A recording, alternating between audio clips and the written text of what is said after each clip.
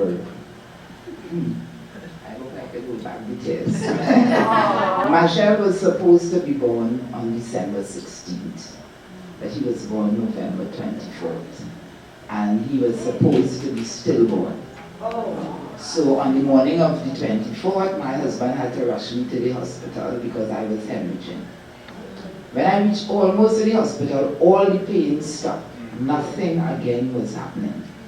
And my doctor said, the baby is going to be stillborn because there was no heartbeat, no pain. And I was smaller than this, smaller than this. So, I got to the hospital at 10:30 and I had lost so much blood. The doctor said I needed some blood, and my husband gave 1 pint and another worker another pint. But it didn't come until 5:30 in the evening. So I lay there, no pain, and my doctor is there whistling. I said, Dr. Rupner, I said, please don't whistle. I know you want me to feel comfortable. So I said to him, cut me now if this baby is there. And he said, no, it doesn't make sense to do it. At 5:30, they brought the blood from my husband. And 2 minutes after, I just felt a little tingling in my passage, but no pain, no pain, still no heartbeat. He said, come on, Montano, we have to do this now. And here at my little self, he said, come on, force. Now, when you know for the mothers here, that you have help. You have help, because baby pushing while you bawling. Well, I had no pushing from the baby, so I had to do everything myself. Relax. So when the first push, he said, come on, Montano, push. And when I pushed, the baby head came out and stuck in the passageway. And he said, come on, Montano, push. Push as if you're constipated. And pour me tin. And I closed my eyes, and with all the strength I forced. And the baby came out, lay still. He didn't cry, he didn't move, nothing. And the doctor turned out trying to save my life. But for some reason, after about a minute, he turned his back on me. And it was ice water on his heart, pumping oxygen, pumping out mucus, and he born getting licks. and Dr. Rupner said, slap him, beat him. And he cried. And he said, not good enough, not good enough. And he started to beat him again. More ice water, more pumping mucus, more thing. And then he bawled, and he turned to me and he said, you had a boy, and he's not going to be sick one day. And then he showed me the child, one little skinny child. And they rushed him off to the incubator. I said, yes. You think the drama ended? No. When they bring the baby to me, they bring this fat Indian baby. They exchange babies. I was trying to get away all home. And would you believe the miracle didn't end there? When we found out who was the mother, will you believe that the mother went to Mousaka Teachers College and lived in the room next to me for 2 years? And her name was Nandlal. For the Chinese here, they know they had a roti shop. And she was, as I said, a graduate. Her son used to come to every party, stand up outside and say, you know, I was exchanged with Machel. And finally, when we did launch Bazadi, our movie, he came. And you know what he said to me? He said, Mrs. Montano, every time I see Machel performing, I feel his knee.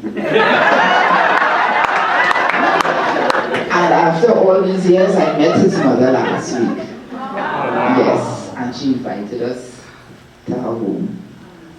And that's the story. Machel, Jesus, Montano, and you will know why the Jesus was given. Well, when I started singing back in that age, I was very shy. I'm a very shy person. I had to develop this character to be able to speak and to be open. I had to work on it.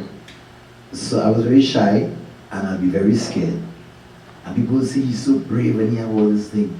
But there was something that helped me get from the bottom step to that stage.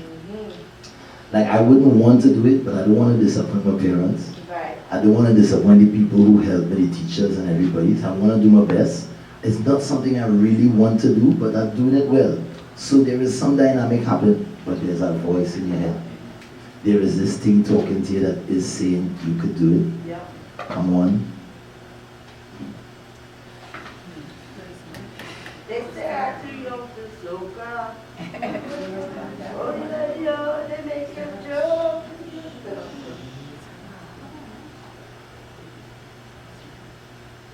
It says, I am with you. That's right. And Yes.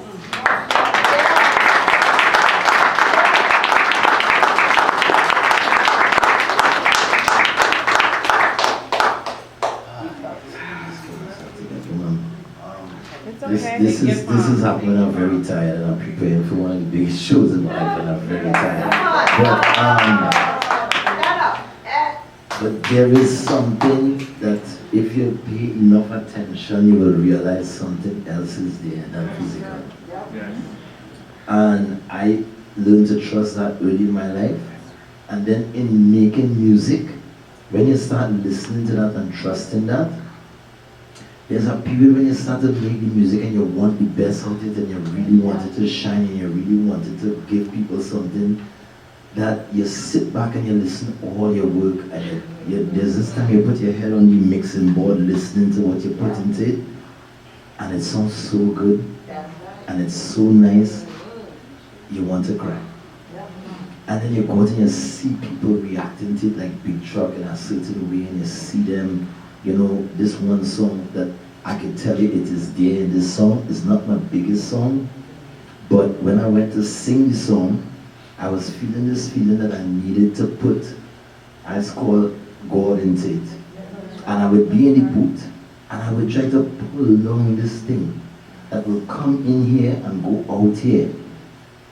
And it was like, all right, Machel, how are you going to sing this and how are you going to let it come in and go? And when fetting on the mind, I waiting all here. I want everybody to know me out there. And it's like I'm pulling this thing. Every time I hear a record, that thing is coming right back at me. So when you're making music and you understand spirituality, spirituality is beyond, once you're beyond physical, you're spiritual. We walk around here, we think we're just this, and this have a boundary. But if you really feel, you could feel out here. And if you really learn, you could go wider than this until this whole thing is one. So it have this that exists, and in music, music was born in the wind, in the waves, in the birds, in the trees, these things. This is where music comes from, and in the Bible they say that's how God put his soul into man through music. So I understand what this frequency of vibrate. Yes. You hear that? Yes. You hear this? That's a frequency. That's a sound. That coming from energy. Wherever there's energy, there's sound. Wherever there's sound, there's form. Once you understand these things, you know that making music is, if I'm letting it out here, it's going into you, it's doing something to you, what you say, how you sing it, how you perform it, how you deliver it. So that spirituality is something that I know very well. And I always search to put that in my music. I'm not looking for hits or fame or more money. I'm looking for the best music, the best product, the best representation of the band. The rest is added on. The seek ye first the kingdom. The kingdom is that thing. Once you seek that first, the rest will be added on. You will get fame, you will get money, you will get fans, you will get girls, you will get whatever you want. Everything you ask for. But do the work. And fortunately, I have been given music to do that. You could do that in your job. You could do that in your parenting. You could do that in your art. You could do that in just yourself, how you are with people. That is about spirituality, going beyond this. You see, Mark, some things here you all didn't know before. I learned about it. And I know you're getting ready for, you said a big show in 4 days at the Barclays Center.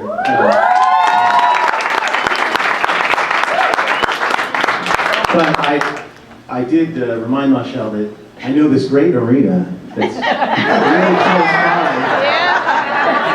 On the other side of this wall. So maybe in the future, I know people, I could probably rip it up. Gotta Well, come we'd love to back. have you here sometime. Anything to keep me close to the Grammys and close to MTV Awards.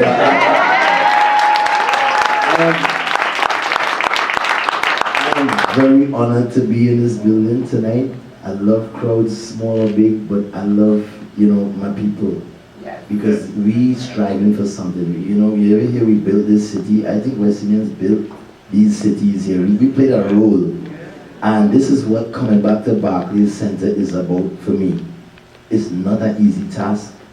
We have some more tickets to sell out this place, but I want to sell it out. Because I want it to be said that we did this on our own. We the West Indian people come out for our thing and we support, and I bring every artist there. Because I want nobody doing it for us. Nobody putting us in the award shows, nobody putting us in the stadiums or the Prudential Center, nobody hiring us to do these things. So I do it on my own. I have me and my manager, my team. And it's not a small task. I was working, editing the intro for that show while I was driving here. I didn't even see the traffic, I didn't even see the bridge, I didn't even see nothing because I was there. Because I want this intro to tell the story of 22 years and I'm there doing it myself. So, being in places like this is important for us for soca music, important for Caribbean people, not just soca music, because soca now represents, it used to be the soul of Calypso, but I think now it's the sound of the Caribbean. So it's a real honor, and this one's going to be a special one, Barclays special.